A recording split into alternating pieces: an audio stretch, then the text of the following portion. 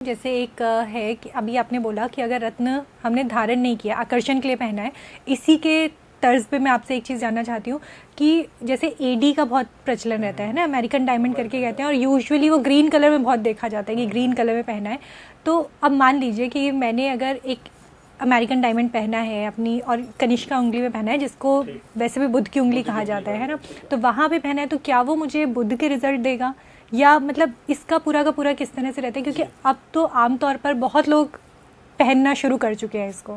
देखिए, मैं आपको बताता हूँ, नवग्रहों का लेना देना जो भी है भूमि से इस तरीके से है कि भूमि के कुछ कुछ एलिमेंट ऐसे हैं जो नवग्रहों से रिलेटेड हैं।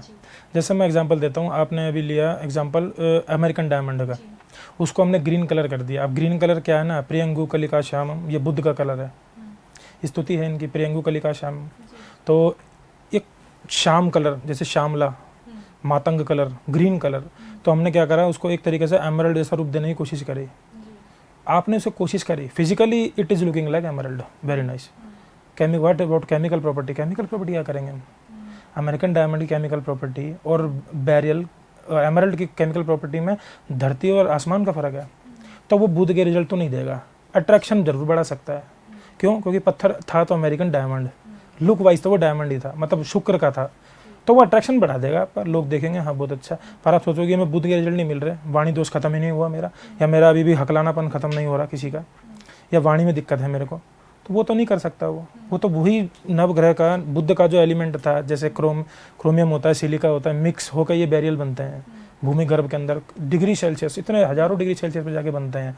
और American diamond basically it's a synthetic stone होता है, लैब ग्रोन होता है, लैब में बना दिया, उसको हम ग्रीन कलर दे रहे हैं। तो जो ग्रीन कलर हम दे रहे हैं, जिस रेजिन से दे रहे हैं, जिस केमिकल से दे रहे हैं, उसका कोई लेना देना नहीं है एमरल्ड के ग्रीन कलर से। तो इट्स अट्रैक्शन, बस इतना ही है बस।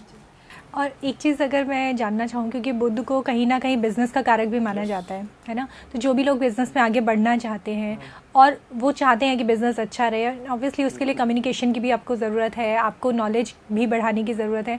अगर वो लोग पन्ना पहनना चाहें तो क्या उनके लिए ये सही रहता है?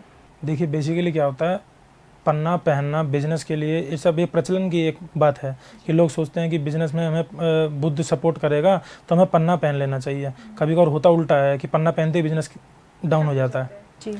देखिए, मोस्ट इंपॉर्टेंट चीज़ यही है कि बिजनेस का, जैसे हम देखें लगन में भी अगर हम देखते हैं, बिजनेस जैसे 7th हाउस है, 10th हाउस है, इनसे रिलेटेड है, और गेन तो 11th हाउस से रिलेटेड है। अगर इस हाउस से बुधों को लेना देना ही नहीं है तो पन्ना पहने क्या फ़ायदा होने वाला है इंसान को? ये एक प्रकार का प्रचलन है बस मार्केट में कि हम बुध जो है वो हमारा कम्युनिकेशन स्किल बढ़ा देगा, बढ़ाएगा, 100% बढ़ाएगा।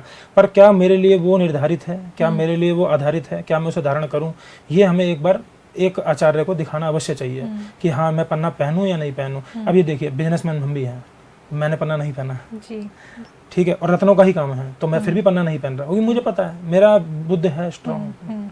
तो मैं जानता हूँ बुध अगर स्ट्रॉन्ग है तो मुझे और स्ट्रॉन्ग करने की क्या आवश्यकता है उसको। कभी कभी क्या होता है, इंसान का बुध बहुत अच्छा होता है, बस वो देख में कि यार उसने भी पन्ना पहना, यार मैं भी प्लीज पन्ना पहन लेता हूँ, शायद और हो जाए, और की तो चाह खत्म होगी नहीं। तो वो पन्ना पहनेगा और उसे ऐसा लगेगा कि मेरे तो इश्यूज आने लग गए भाई, मैं कुछ समझाता पूछूं, बोलता पूछूं, लोगों को समझ नहीं आता। अब होगा क्या, उसकी गति, दिमाग की सोचने की गति और माइंड के बोलने की गति मैच ही नहीं होगी अब।